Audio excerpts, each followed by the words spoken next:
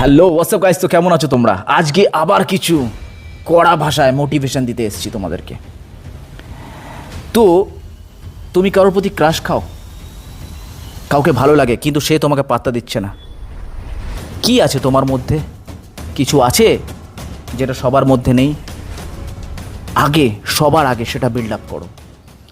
ধরো আমার প্রসপেক্টিভ আমি তোমাদেরকে বলছি, ধরো কোনো মেয়েকে যদি আমার ভালো লাগে, তার স্কিন কোয়ালিটি হোক, তার বিহেভিয়ার হোক, তার এডুকেশন হোক, যে কোনো বিষয়ে কোনো মেয়েকে যদি আমার ভালো লাগে, তখন আমি ভাবি যে কিভাবে আমি আমাকেও ডেভেলপমেন্ট করব, কিভাবে আমি তার থেকে উঁচু জায়গায় অ্যাচিভ করব, যাতে সে আমার কাছে নিচুতে লাগে।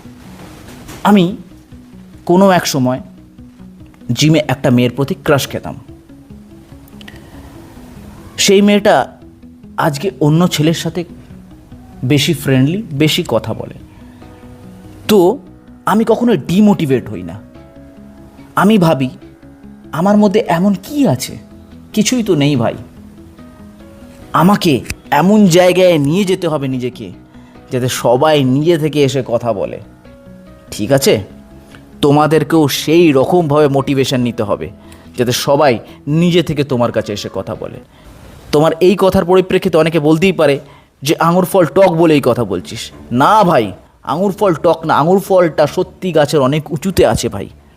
আমি হাত পাচ্ছি না, তাই জন্যই আমাকে পাত্তা দিচ্ছে না। ঠিক আছে, আঙুর ফলটা কিন্তু টক না, সত্যি অনেক উঁচুতে আছে।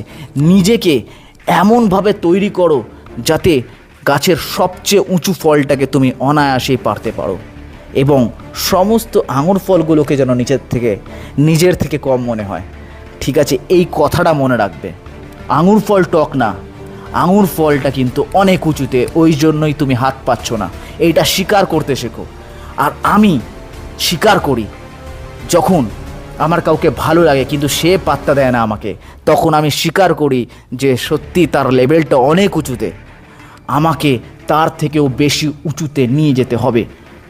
তো তোমরাও এরকমভাবেই থিঙ্কিং করো আর নিজে চেঞ্জ করো।